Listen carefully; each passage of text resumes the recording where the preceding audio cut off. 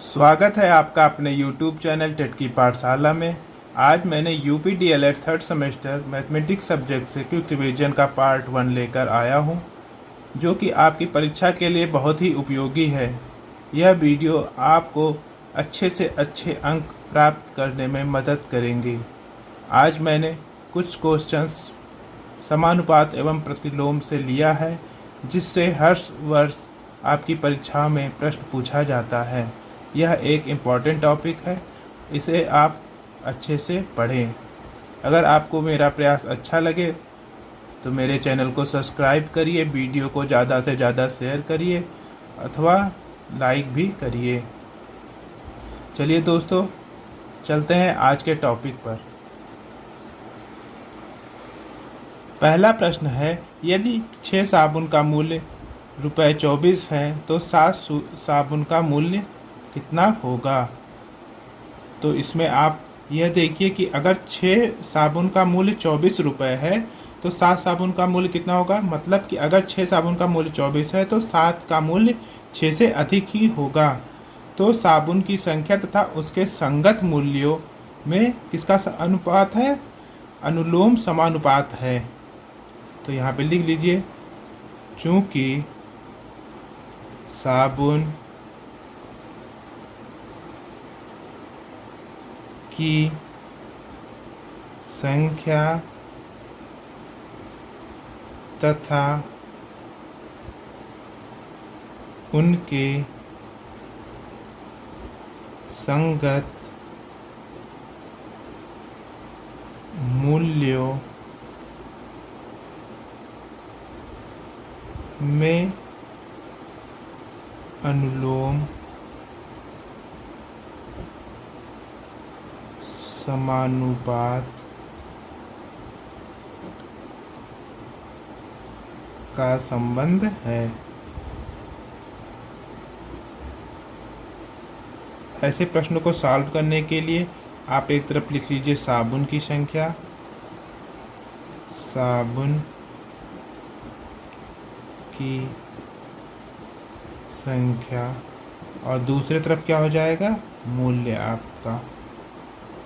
तो साबुन की संख्या यहाँ कितनी दी गई है, 6, तो 6 यहाँ लिख दीजिए। मूल्य कितना दिया गया है, 24, यहाँ 24 लिख दीजिए। अब कितने साबुन का मूल्य पूछा है आपका, 7, तो 7 यहाँ लिख दीजिए। अब साबुन का मूल्य क्या है, मान लीजिए कि x है। तो अब क्या होगा, देखिए 6 साबुन का मूल्य है 24 रुपये, तो 7 साबुन का मूल्य क्या होगा, उससे अधिक ही होगा। अब उसी को हमको ज्ञात करना है, तो मतलब इसके लिए अनुलोम प्रतिलोम समानुपात होगा। तो यहाँ पे अनुलोम के लिए एक ही तरफ का तीर का निशान यूज करते हैं। अब देखिए यहाँ पे क्या हो जाएगा, 6:7, यहाँ लिख दीजिए 6 यहाँ देख लीजिए, यहाँ लिख लीजिए 6 और ये अनुपात, ये अनुपात में हो जाता है 7। फिर यहाँ पे क्या हो जाता है, समानुपात, समानुपात का निशान ये होता है। फिर यहाँ पे लिख लीजिए आप 24:x, 24:x। अब क्या होगा, बाहर का बाहर में गुणा हो जाता है और अंदर का अंदर में गुणा हो जाता है। तो क्या हो जाएगा दोस्तों आपके लिए, 6x बराबर अंदर का अंदर में 7×24, इतना हो गया। अब यहाँ से आप x बराबर कर लीजिए, x बराबर 7×24/6। यहाँ पे कितना हो गया, 6 चौके 24। अब देखिए x बराबर आपका कितना आ गया, 7×4, 7 चौके 28, 28 क्या हो गया आपका, रुपए में, क्योंकि ये मूल्य किस में दिया गया है, रुपए में। तो उसका मूल्य कितना आ गया आपका, 7 साबुन का मूल्य 28 रुपये आएगा। इस तरह आप इस प्रश्न को सॉल्व कर लेंगे। अब चलते हैं अगले प्रश्न पर, प्रश्न संख्या 2 पर। तो समय कितना लगेगा, अधिक लगेगा ना, 2 दिन से ज़्यादा। तो यहाँ पे क्या हो जाएगा आपका, यहाँ पे आपका प्रतिलोम समानुपात हो जाएगा। तो यहाँ पे क्या हो जाएगा, प्रतिलोम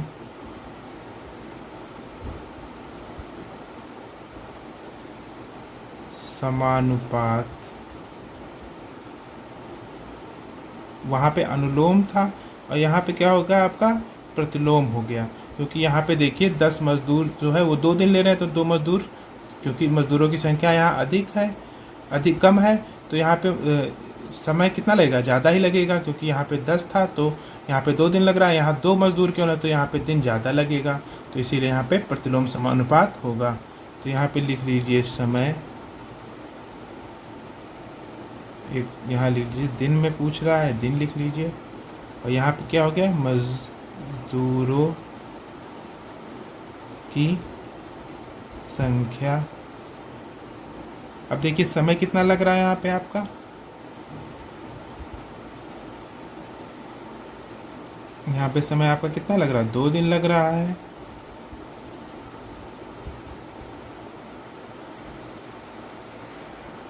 अगला प्रश्न है, 10 मजदूर किसी काम को 2 दिन में कर सकते हैं, उसी काम को 2 मजदूर कितने दिन में कर सकेंगे।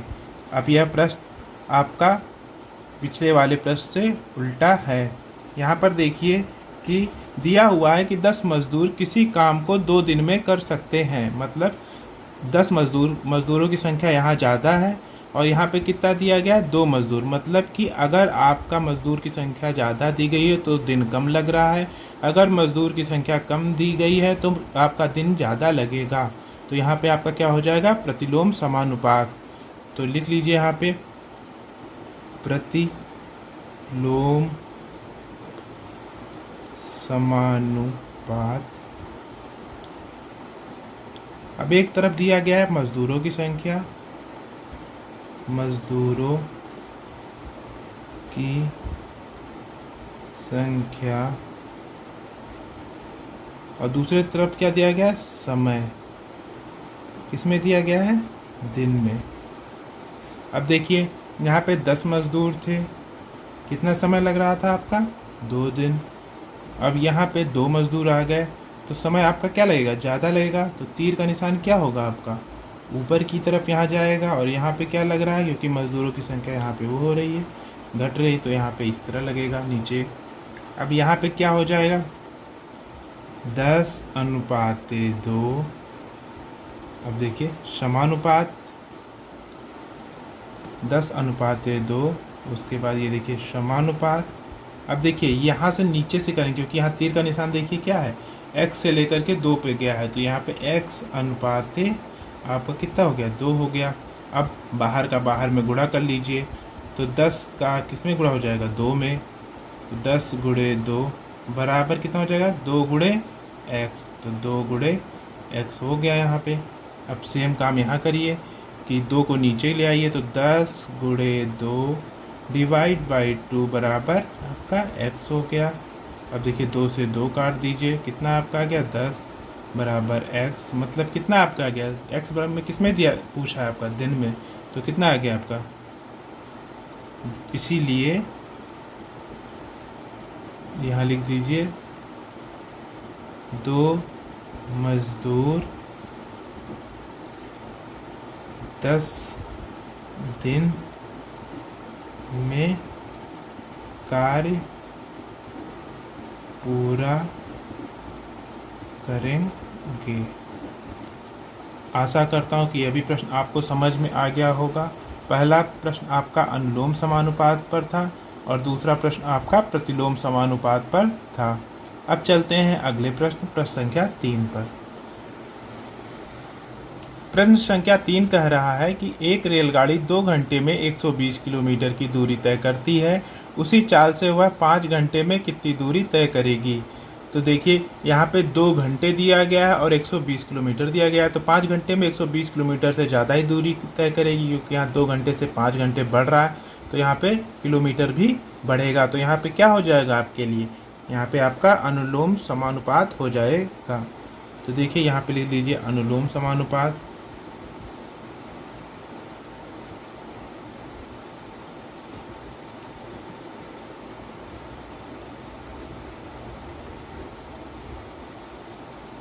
एक तरफ लिख लीजिए कितना लग रहा है आपका समय, आपका किस में है, घंटे में,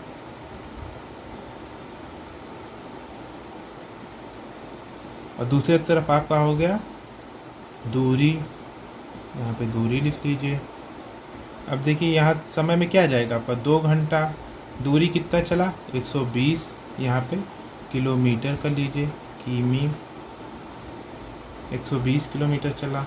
अब अगला क्या पूछा आपका 5 घंटे में कितना चलेगा, तो इसको x मान लीजिए। अब यहाँ पे क्योंकि अनुलोम है तो तीर का निशान दोनों नीचे ही लगेगा। तो ये देखिए अब क्या करेंगे, अब इसमें लिख लेंगे कि देखिए 2:5,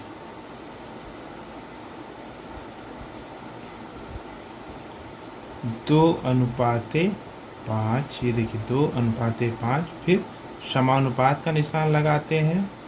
अब देखिए 120:x, जैसे तीर का निशान लगा रहता उसी तरह हम लोग नोट करते हैं। जैसे यहाँ पे देखिए तीर ऊपर से नीचे आए तो हम ऊपर वाली संख्या को पहले लिख रहे हैं और नीचे वाली संख्या को लास्ट में लिख रहे हैं। अब क्या करेंगे, बाहर वाली संख्या के आपस में गुणा कर लेंगे और अंदर वाली संख्या का एक में गुणा कर लेंगे।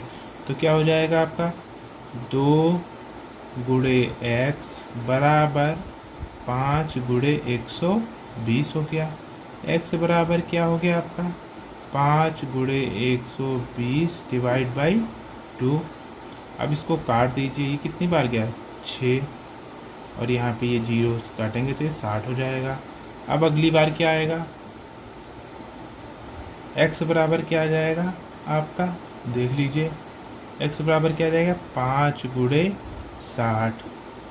अब कितना आ गया आपका 6 पंचे 30, मतलब 300 किलोमीटर इसका आंसर आ जाएगा। मतलब कि जो ट्रेलगाड़ी है वो 5 घंटे में कितने किलोमीटर जाएगी आपका 300 किलोमीटर जाएगी। यह इसका आंसर हो गया। आशा करता हूँ कि यह भी प्रश्न आपको अच्छे से समझ में आ गया होगा।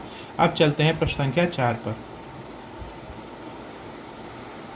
अगला प्रश्न दिया है 12 मजदूर एक दीवार 10 दिन में बना सकते हैं, उसी दीवार को 6 दिन में बनाने के लिए कितने मजदूरों की आवश्यकता होगी। तो यहाँ देखिए कि 12 मजदूर हैं और 10 दिन लगाते हैं, तो 6 दिन में बनाने के लिए हमें क्या करना पड़ेगा, मजदूरों की संख्या बढ़ानी पड़ेगी। तो जहाँ घटाना या बढ़ाना पड़े वहाँ हम लोग प्रतिलोम समानुपात यूज करते हैं, और जहाँ एक ही रेशियो में बढ़े वहाँ पे हम लोग अनुलोम समानुपात यूज करते हैं। तो यहाँ पे क्या हो जाएगा आपका प्रतिलोम समानुपात। तो प्रतिलोम समानुपात। अब यहाँ पे क्या लिख लीजिए, एक समय लिख लीजिए आप, समय दिन में, समय आपका हो गया दिन में, और दूसरी तरफ क्या हो गया आपका मजदूरों की संख्या। समय कितना दिया गया है 10 दिन, यहाँ 10 लिख लीजिए। मजदूर कितने दिए गए हैं 12, यहाँ 12 लिख लीजिए। अगला दिन कितना दिया गया है 6, और मजदूरों की संख्या हमें पता करनी है तो इसको x कर लीजिए। अब यहाँ पे क्योंकि प्रतिलोम है तो पहला वाला नीचे होगा और दूसरा वाला नीचे से ऊपर होगा। अब देखिए फिर वही कर लीजिए 10:6, यहाँ पे हो गया 10:6, फिर समानुपात नीचे से ऊपर, क्योंकि तीर जो गया है नीचे से ऊपर की तरफ, तो x:12। अब देखिए क्या कर लीजिए, बाहर का बाहर में गुणा कर लीजिए, तो कितना हो गया 10 गुणे 12 बराबर 6 गुणे x। x बराबर क्या हो जाएगा 10 गुणे 12 डिवाइड बाई आपका 6 हो गया। यहाँ तक आपको समझ में आ गया होगा। अब 6 से डिवाइड कर दीजिए, 6 दूना 12। तब आगे क्या होगा, आगे भी देख लीजिए, ये हो जाएगा 10 और ये गुणे 2 बराबर x के। x बराबर कितना हो गया आपका 20, और किस में पूछा है मजदूर आपके लगेंगे 20 मजदूर, इसका आंसर हो गया। मतलब कि अगर किसी दीवार को 12 मजदूर 10 दिन में बना सकते हैं तो 6 दिन में बनाने के लिए हमें कितने मजदूरों की आवश्यकता होगी 20 मजदूर की आवश्यकता होगी। आशा करता हूँ कि यह भी प्रश्न आपको समझ में आ गया होगा। चलते हैं अगले प्रश्न संख्या 5 पर। यह प्रश्न दिया गया है कि 6 मजदूर एक कमरा 7 दिन में बना सकते हैं, तो 21 मजदूर उसे कितने दिन में बना सकेंगे। तो 6 मजदूर अगर लगे हैं तो 7 दिन में पूरा कर रहे हैं, तो 21 मजदूर मतलब आपको दिन कम लगेंगे। तो यहाँ पे क्या हो जाएगा आपका प्रतिलोम समानुपात हो जाएगा। तो यहाँ पे लिख लीजिए कि प्रतिलोम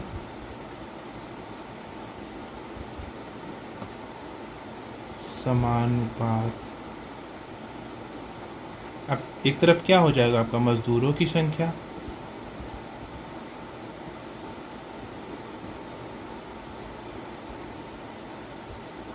और दूसरी तरफ क्या हो जाएगा आपका समय। ये आपका दिन में पूछा है तो दिन कर लीजिए। यहाँ पे मजदूर दिए हैं 6 और समय कितना लग रहा है आपका 7 दिन लग रहा है, और मजदूर अगर 21 आ गए तो हमें वह संख्या ज्ञात करनी है, तो उसको हम x मान लिए। 6 से 21 गया मतलब तीर नीचे गया, और हमें 21 मतलब कम अब हमें दिन लगेगा, तो 21 x से लेकर के हम 7 की तरफ जाएंगे। ये हो गया आपका प्रतिलोम समानुपात। अब देखिए 6:21, यहाँ पे ऐसे लिख लीजिए 6:21 समानुपात आपका क्या हो जाएगा x/7। अब बाहर का बाहर में गुणा कर लीजिए, 6 × 7 बराबर 21 × x। अब 21 आपका नीचे आ जाएगा तो क्या हो जाएगा, इसको भी देख लीजिए, 6 × 7 बटा 21 बराबर आपका x हो गया। ये आपका कट गया 7 त्रिक 21 और ये 3 दूना 6, मतलब आपको x बराबर कितना आ गया आपका 2 आ गया।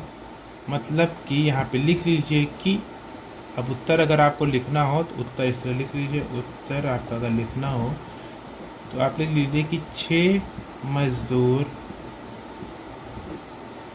एक कमरा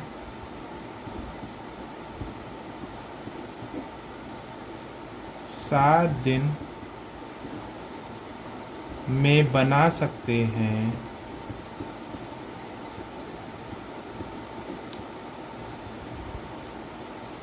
तो 21 मजदूर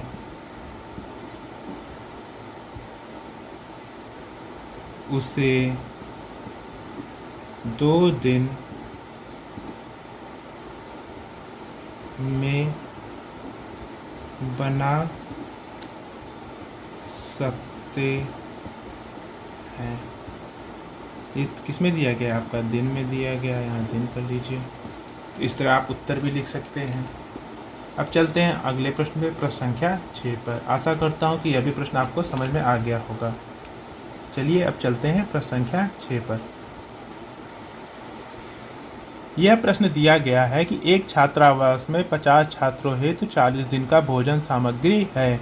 यदि छात्रावास में 30 और छात्र आ गए तो भोजन सामग्री कितने दिनों में समाप्त हो जाएगी।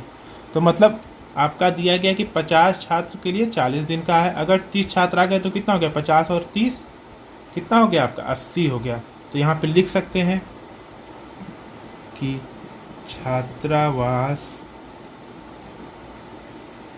में 30 छात्रों के आ जाने से छात्रावास में कुल छात्रों की संख्या बराबर आपका क्या हो जाएगा, 50 पहले छात्र थे और 30 आ गए तो 50 + 30 बराबर आपका 80 छात्र हो गए। अब यहाँ पे क्या है, अब 80 छात्र आ गए तो आपका दिन क्या हो जाएगा, आपका कम हो जाएगा। तो मतलब यहाँ पे क्या हो गया, प्रतिलोम समानुपात। तो यहाँ पे लिख लीजिए कि प्रतिलोम समानुपात। तो यहाँ पे एक तरफ लिख दीजिए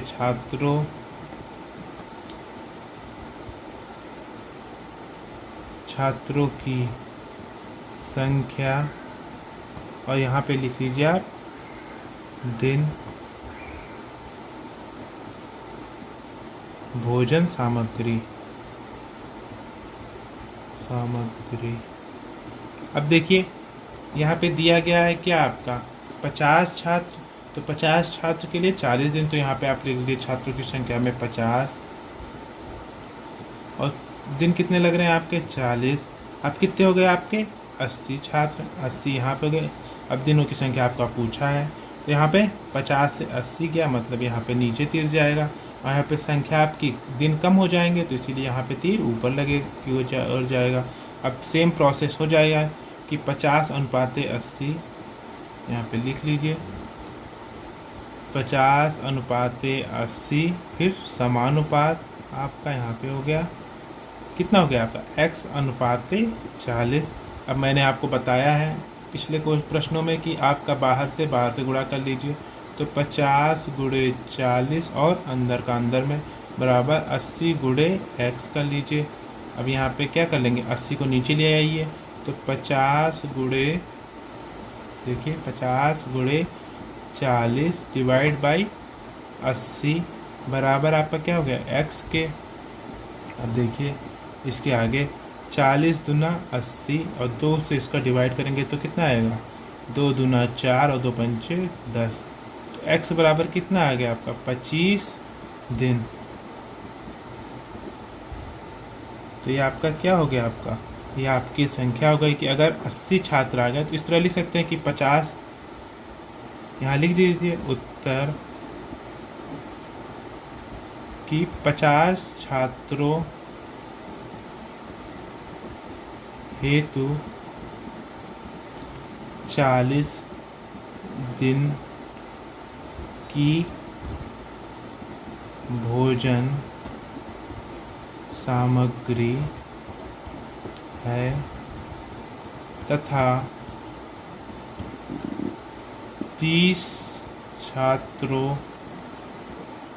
के और आ जाने पर अर्थात कुल, यहाँ पे लिख लीजिए कुल 80 छात्रों के लिए 25 दिन की भोजन सामग्री उपलब्ध होगी,